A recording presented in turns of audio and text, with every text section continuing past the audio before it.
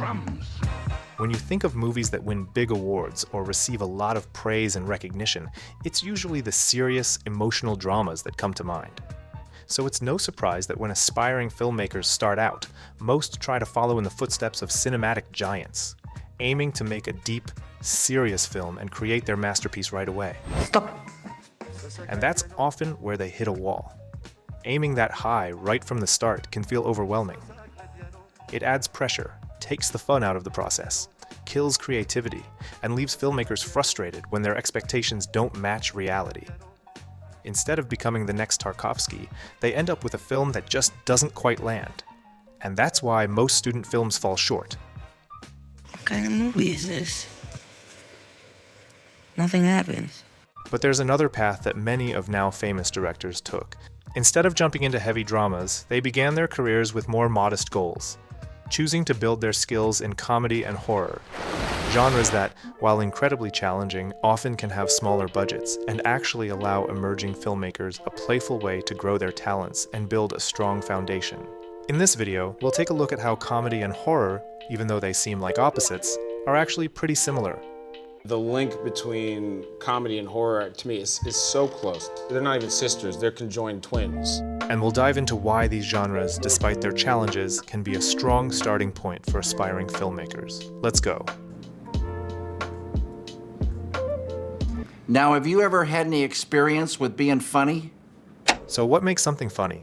What makes us laugh? Go. Funny. 3, 2, 1. Make me laugh. Go. Is it when something happens that's totally unexpected?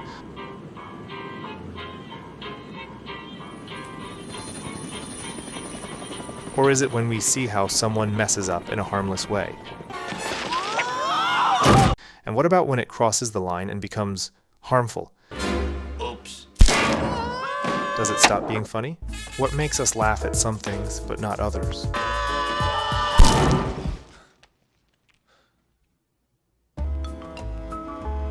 Basically, comedy works when we notice the difference between what we expect and what actually happens. We laugh when someone suddenly drops from high expectations down to reality. It's funny because it's a harmless fall from dignity. John Truby writes in his book Anatomy of Genre that laughter happens when someone is reduced instantly from a high ideal to a lower reality, but not too much.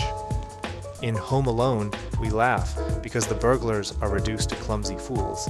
They might fall, but they always bounce back. They just dust themselves off and try again. Their over-the-top pain and frustration are funny because we know they'll get through the traps. Really funny. Really funny. What do you mean I'm funny? I'm funny how? I mean funny like I'm a clown, I amuse you? I make you laugh? Though they seem like opposites, comedy and horror have more in common than you'd expect. The same thing can be either comedic or horrifying. It all depends on the tone. Now imagine this same scene with visible painful injuries. The movie would lose its lighthearted comedic tone. Come on, Marv, get up. You don't have any more bricks. He's out of them. Nobody throws bricks at me and gets away with it. Come on, Marv, get up. You go this way, I'm going around the back. It's suddenly not so funny anymore. Why? Because it's no longer a harmless fall from dignity. In horror, characters are reduced all the way to death, with no coming back. But this contrast between comedy and horror isn't just about specific scenes. It's also about how both genres tackle our cultural and societal fears, but in different ways. Comedy lets us laugh at taboo topics, easing the tension around things we usually avoid discussing. It strips away the facades we put up, showing how we fall short of societal expectations. Look at all this fucking bullshit. Yes, very serious. We're the ones who talk about AIDS when it was just being whispered, and we talked about civil rights when it wasn't really popular. I'm proud to be a part of this academy. Yeah, it's a hybrid. I just couldn't sit back and be a part of destroying the Earth anymore. Well, good for you. Comedy reminds us that our flaws are what make us human, and makes us laugh at the absurdity of our pretenses and the gap between our ideal selves and reality. Horror, on the other hand, tackles the same forbidden topics, but makes us face them head-on. Rather than offering relief through laughter, it brings our deepest fears to the surface. Let's hear how Stephen King explains it. Here's something that we don't talk about. People sometimes have kids who die. There are terrible things that happen, and sometimes a child will die young. And in Pet Sematary, that happened, and I followed the family through the grieving process, and then the father goes out to the graveyard and digs his son up and tries to bring him back to life. And the story explores what might happen if something like that could happen. So horror fiction, a lot of it, to me, is the lure of the forbidden. Of the forbidden.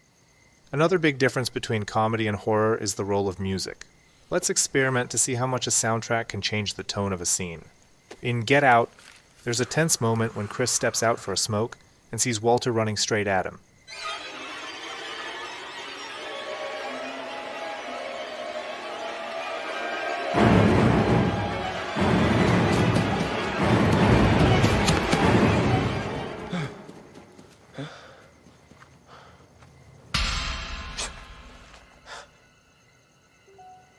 But what if we added some upbeat, funny music instead?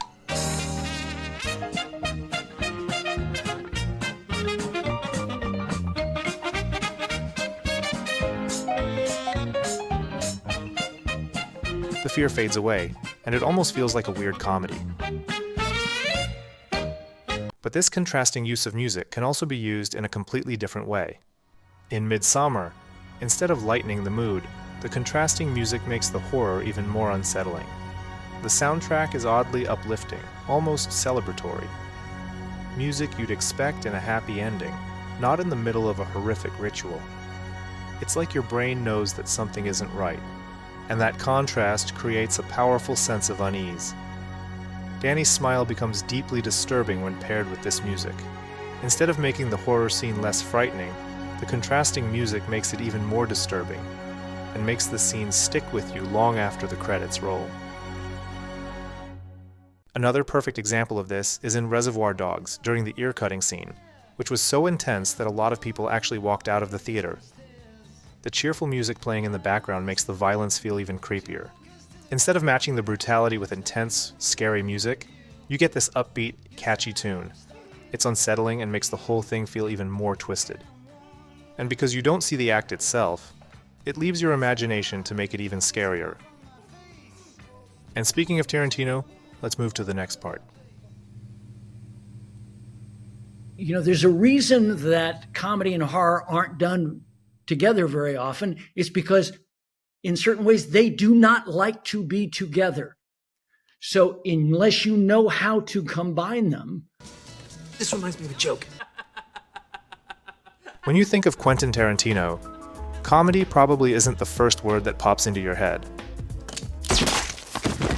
Sure, his movies have plenty of funny moments, but most people don't call his films comedies. Tarantino himself, however, sees things differently. Talking about all my movies are really funny. I'll put my comedies against anybody's out there, laugh for laugh, you know, like the boxer expression, pound for pound. It was ridiculous that Pulp Fiction was put in the drama section of the Golden Globes. It obviously should have been put in the comedy. Now, the only reason it wasn't, it was because everyone was talking about how violent it was. But what made it special was that it was as violent as it was, and it was really funny. It's a comedy. Okay, I guess what we're trying to say is, would you ever do a comedy without violence? I go, you mean like the Three Stooges? No. In Tarantino's movies, violence often reminds of a slapstick comedy. When slapstick involves pies to the face, White cake. I don't go in for sweets, thank you. his version involves more explosive consequences. Hey, no! Over-the-top violence, with its absurd amounts of blood and chaos, has a way of both shocking and entertaining audiences.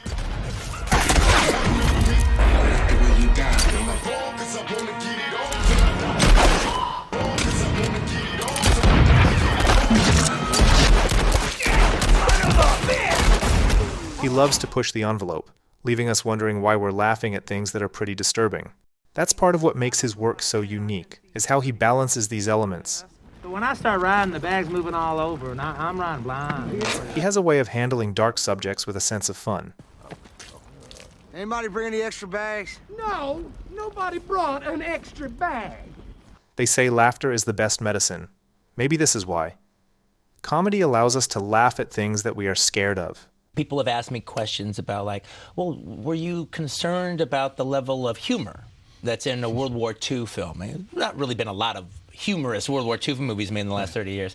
And what were you worried about that? And it was like, I can't help it. That's just kind of what I do. You know, when I write these stories, and then humor comes out of it.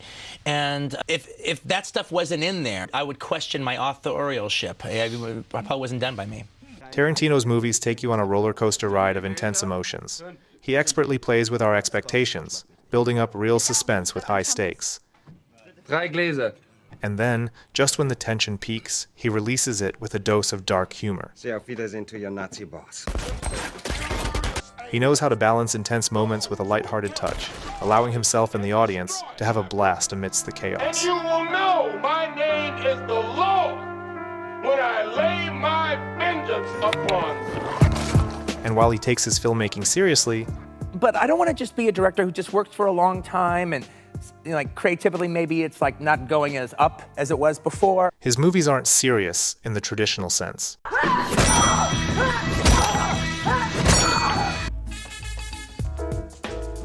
There's an interesting contradiction in comedy.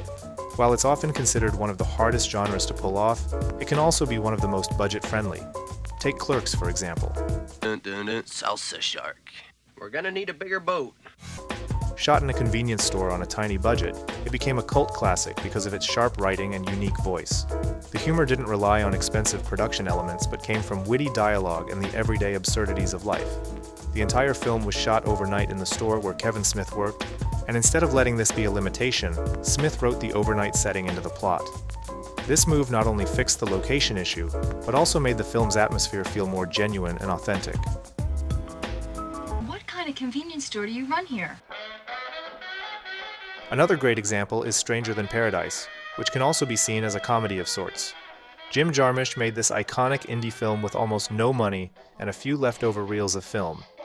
The movie's black and white simplicity, long static shots, and just a bunch of friends in the cast. That's proof you can get real creative on a tight budget. I really hate that kind of music. By focusing on character interactions and subtle humor, Jarmusch proves that sometimes less really can be more. I'm going to Cleveland in about a week. Cleveland, it's a beautiful city. Yes. It's got a big, beautiful lake. You'll love it there. Have you been there? No. There's no flashy editing or elaborate camera work, just a series of uncut scenes where the camera doesn't move. This minimalist approach wasn't just a budget choice, it became a defining part of Jarmusch's style. His films have kind of a magical quality. You might not fully appreciate them while watching, but they leave a lasting impression and aftertaste days later.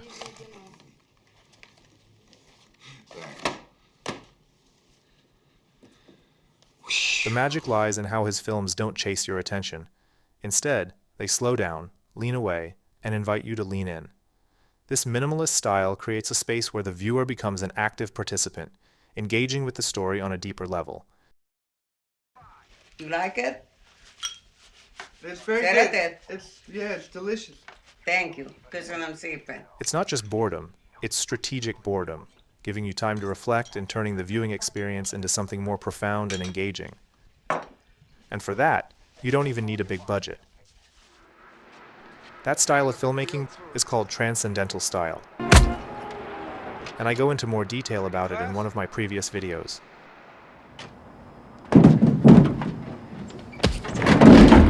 But this same minimalist, transcendental style that engages the audience and makes them co-create the story works just as well in horror. Take the Blair Witch Project, one of the scariest films ever made, where almost nothing happens on screen. The horror comes from the tension, atmosphere, and what you don't see. We just took what we had to work with, which is a very minimal budget, minimal resources, and used those as our strengths. You never see the witch or any monster. The terror comes from the unknown, the unsettling idea that something dreadful is just out of sight. So it all feeds to this thing that with horror, The scariest thing that you can put an audience through is allow their imagination to go crazy. By holding back and letting the audience's imagination take over, filmmakers create an experience that's deeply unsettling. And the best part is, you can achieve this level of suspense on a budget. And in fact, you can have a movie where nothing happens if the audience knows we're headed somewhere and they're trying to figure out where that is. That's how you get, the Rosemary's Babies. You get Paranormal Activity. And I think quite often what happens in a horror film, in many horror films that maybe work less for me, is like the second you see the monster, it's like, okay. Yeah, that's lamer than what I thought the monster was going to look like. Okay, well. The scariest thing you can do in horror is let the audience fill in the blanks with their own fears, especially the fear of the unknown, our most primal fear, rooted in the fear of death. We are in this suspended animation of what comes next, and it is part of the human condition. It's the most terrifying part. It's what wakes us up in the middle of the night. It's the fear of the unknown is scarier than the fear of what we know. This is why Hitchcock's films are considered horrors, but in fact they are suspense movies. There are no monsters, just suspense and the anxiety of not knowing what's coming next.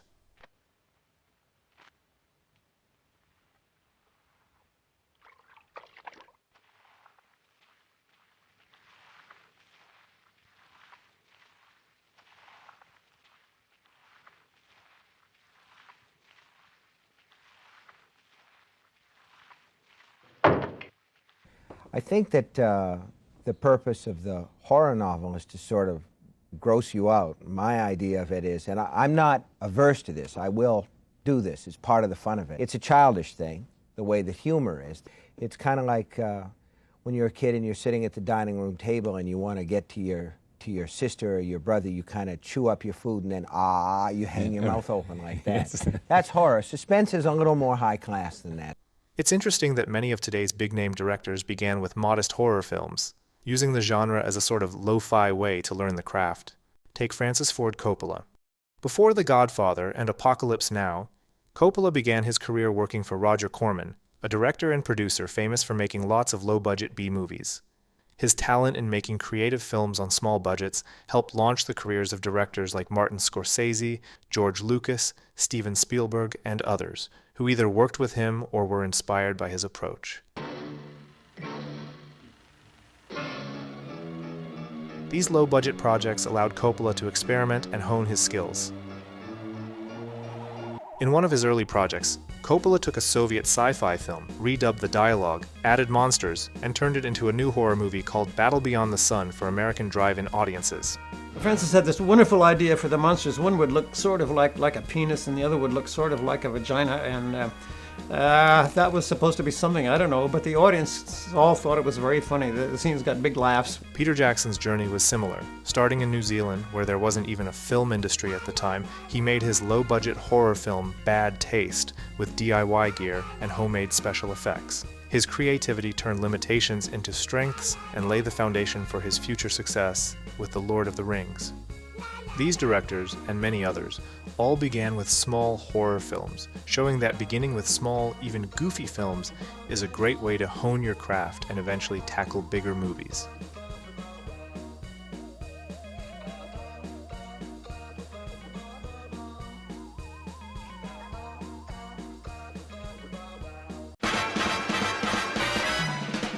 So, what can we learn from all this? The main takeaway from all this is to not take yourself too seriously, especially in the beginning. Instead of aiming for a serious drama right away, focus on experimenting, having fun, and learning as you go. I got the moves. Try experimenting with different genres, where you can play, grow, and be inventive without the pressure of perfection. You don't have to stick to just comedies or horrors, but giving yourself some creative freedom can lead to something unexpected and authentic.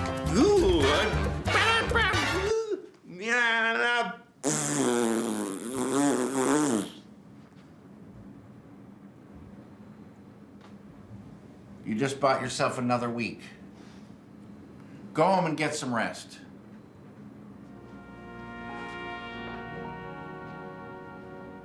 Please leave this room. Wherever you are.